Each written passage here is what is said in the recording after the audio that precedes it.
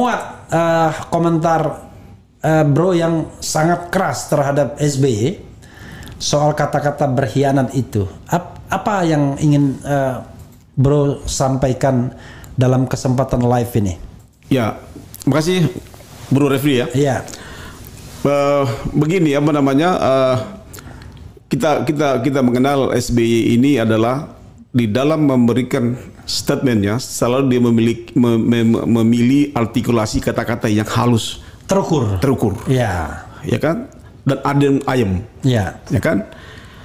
Tapi kasus ini saya sangat kaget, kok begitu reaktif, kan, begitu reaktif dan emosional. Tiba-tiba mendudukan Anies sebagai seorang yang berkhianat sama dia gitu kan, ya kan. Terus dia karena apa namanya dibilang pengkhianat, terus dibilang juga apa, musang berburu domba, dan Allah melarang kita untuk bekerjasama dengan orang ini gitu. Ini kan, ada kata-kata itu ya? Ada bahwa Allah mendorong kita supaya kita tidak bekerjasama dengan mereka ini. Siap. Ini adalah bahasa yang tidak pernah dipakai SBY sejak saya kenal beliau sejak Kasospol. Ya, sejak Kasospol ya. Abri. Ya, jadi pilihan kata-katanya itu, artikulasi bahasanya itu sopan santun sehingga dia dibela oleh rakyat ketika Taufik Kemas almarhum mengatakan jangan tambang anak-anak. Ya kan? Gitu, ya. Sampai sabarnya gitu. Tapi tahun 2003 lah. 2003. Ya, 2003 2004 ya. Tapi kemarin hilang artikulasi itu menjadi bahasa menyerang kan? Ya kan? Nah, ini yang saya mendudukan persoalan bahwa ini tidak benar. Bahwa Anies itu tidak pernah berkhianat pada Demokrat, SBY, AHY. Itu form. Kita tahu benar posisinya. Silakan selesaikan dulu baru saya Jadi nah, pilihan kata-kata inilah yang teman-teman di KIB itu tidak bisa menerima. Ya kan? Karena kami adalah KIB yang pertama kali mengunjungi AHY di Demokrat itu waktu. Ya kan? Meskipun pada akhirnya Nasdem malas pada kami. Karena kenapa KIB berkunjung ke AHY kan? Tapi karena kami menangkap signal bahwa sejak Februari itu tim 8 menggodok nama-nama cawapresnya Anies, dan diberikan kewenangan oleh masing-masing partai untuk menggodok nama masing-masing. Dan itu saya monitor, itu perjalanannya dari day to day itu AHY, ya kan, Agus Harimurti kan. Nah, jadi artinya bahwa Anies itu dari segi mana dia melakukan pengkhianatan pada SBY, Demokrat dan AHY. Makanya kami minta dicabut. Kenapa? Karena ini kan tidak pada tempatnya menempatkan kata-kata pengkhianat itu pada Anies Rashid Baswedan. Ya. Yang kedua, apa ya sesungguhnya yang membuat kegelisahan Demokrat dan SBY maupun AHY terhadap kasus ini, perjalanan ini kan? Ini kan proses politik. Kan? Proses politik itu belum tentu akan menghasilkan fakta politik yang sama dengan prosesnya, bisa berbuah. Ya kan? Nah, di dalam kondisi ini, dalam konteks ini yang saya lihat bahwa saya hakul yakin. Saya mohon maaf Bro, ini HP Bro hidup nggak? Getarnya? Nggak ya? Oke. Nah, di dalam konteks ini saya melihat bahwa SBY mendapatkan informasi tidak utuh dalam proses ini. Ya kan? Ini saya curiga ya, bisa saja adalah orang-orang Demokrat yang tidak sependapat juga dari akhir jalur menjadi cawapres. Jangan salah, saya juga punya kontak di dalam internal Demokrat bahwa ada juga yang tidak sependapat akhir jadi cawapres. Ada loh. Jadi mereka menganggap belum saatnya. Ya kan? Jadi ini sesuatu yang tidak diketahui mungkin Demokrat. Ya. Tapi begini, Bro ya, coba kita anggap saja saya ini pihak Demokrat, anggap saja gitu ya. Kan ada surat yang mengatakan bahwa Anies melamar AHY, kan begitu. Kemudian tim 8 sepertinya sudah menetapkan AHY. Sebelum naik haji sudah selesai itu, Anies mengatakan sudah, kita nggak usah lagi bicara tentang godok cawapres, langsung strategi dan lain sebagainya. Udah nggak usah debat lagi. Dan terkesan memang AHY memang siap untuk ditunjuk sebagai cawapres. Tapi di perjalanan sepertinya Nasdem tidak sepakat, kan begitu? Iya. Nah, saling kunci kan? Kalau misalnya Nasdem nggak sepakat, nggak sampai threshold. Demikian juga Demokrat lari nggak nyampe threshold. Tiba-tiba di tengah jalan itu, di tengah kebuntuan komunikasi itu muncul Caimin. Dan terkesan diam-diam saja, tidak ngajak PKS dan Demokrat dalam menetapkan Caimin. Jadi gimana? Jadi begini ya, apa namanya tadi kita dulu membahas soal personal letter daripada Anies ya, kan? Jadi bagaimana mungkin Anies dikatakan pengkhianat? Bagaimana mungkin Anies dikatakan musang bubur domba? Ya kan? Pertama adalah cita-cita dan keinginan Anies Rashid Baswedan telah di-deliver kepada AHY, kepada SBY, yaitu menjadikan cawapres. Dan itu sejak awal proses itu Anies form dengan AHY untuk cawapres ya. Makanya kalau kita lihat Anies itu bolak-balik ketemu SBY, ketemu AHY, jarang ketemu PKS kan? Itu artinya bahwa dia form. Bahkan ke Pacitan semua berapa kali itu? 3 kali kan? Sudah sampai diskusikan tanpa melibatkan Nasdem, tanpa melibatkan PKS kan? Diskusi di Pacitan berhari-hari kan? Naik mobil dia sana kan, ketemu SBY, ketemu AHY, dia diam tengah malam juga. Ini adalah langkah-langkah bahwa Anies itu benar serius mau deliver. Yang jelas ada satu malam di mana para relawan kumpul, ada peresmian kantor relawan, Anies harusnya datang ke sana, tapi dia memilih ke Pacitan. Pacitan, iya itu benar, iya betul. Kalau nggak salah bukan acara halal bihalal relawan. Iya di Situbondo. Oke. Iya kan? Oke. Enggak di Jakarta juga waktu itu. Iya betul. Yang terakhir. Bukan Situbondo, kantor Situbondo, kantor relawan Situbondo. Oh iya. Jadi tidak ada indikasi Anies itu berkhianat. Sorry, maaf. Jadi saudara sekalian, di Indonesia kantor relawan di Jakarta tuh ada Situbondo, Brawijaya. Jadi Situbondo itu nama jalan, bukan nama daerah. Oke.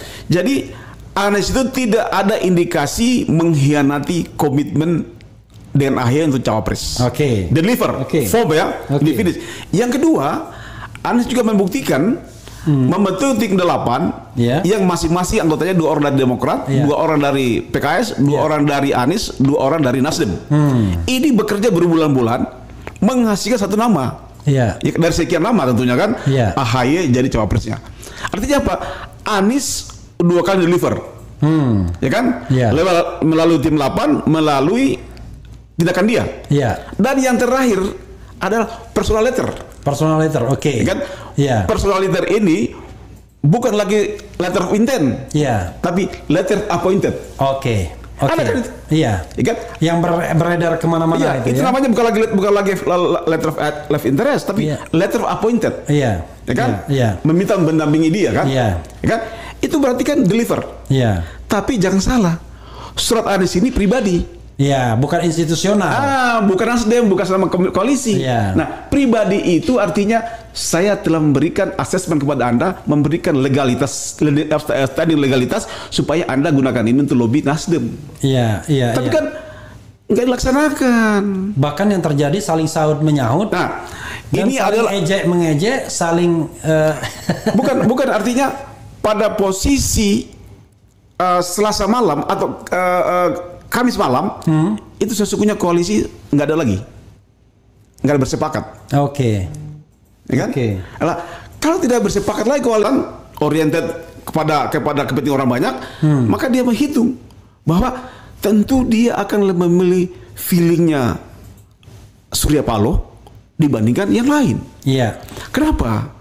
Kenapa dia lebih memilih feelingnya Surya Paloh daripada yang lain, daripada misalnya ada SBY? Pertama adalah Nasdem ini membuktikan diri dia rela keluar dari zona nyaman untuk mendukung Anies. Lah iya kan, ini jelas.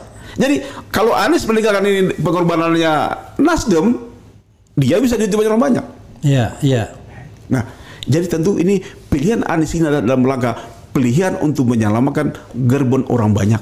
Oke. Kepentingan orang banyak, kepentingan rakyat. Artinya kan sederhananya adalah Nasdem dan Demokrat tidak bisa dipertemukan untuk cawapres. Jadi begini, koalisi partai tiga ini bersepakat capres. Cawapres nggak sepakat. Kan sepakat. Ini harus dipahami. Begitu tidak sepakat, bubar. Karena saling mengunci.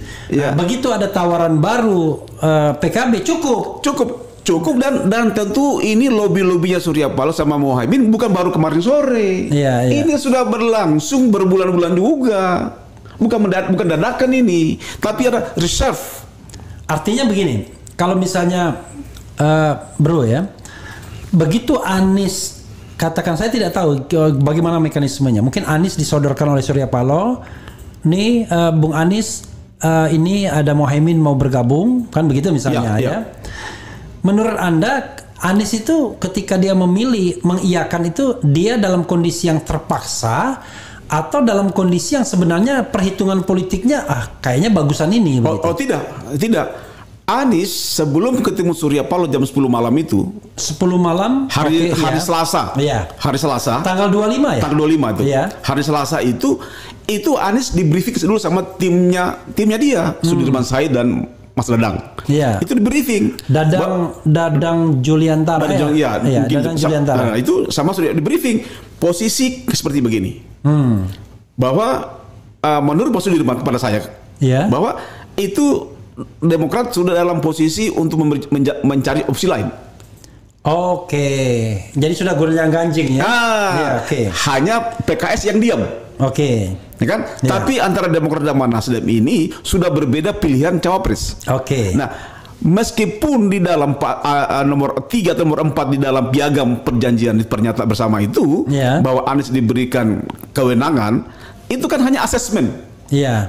Bukan keputusannya Anies. Nanti diam keputusannya oleh koalisi lagi kan. Artinya tetap saja dikembalikan ke tiga partai itu. Bukan berarti Anies menang-menang memilih keputusan, tidak bisa. Dia secara real politik kita paham kan. Dia dikasih kewenangan tapi real real politiknya kan harus persetujuan keputusannya di dalam koalisi. Nah, artinya apa? Saya ingin mengatakan bahwa justru Demokrat inilah diberikan peluang oleh Anies tidak mampu digunakan legitimasi ini untuk meyakinkan Surya Paloh. Oke, paling tidak ketika Anies punya preferensi ke AHY, harusnya lobby. Iya, AHY dan SBY gagal melobi meyakinkan Surya Paloh dan melobi Surya Paloh. Ini kan persoalan. Iya. Nah, sekarang bisa berarti masalahnya komunikasi politik yang mampat ya. Mampat dan tidak ada putusan.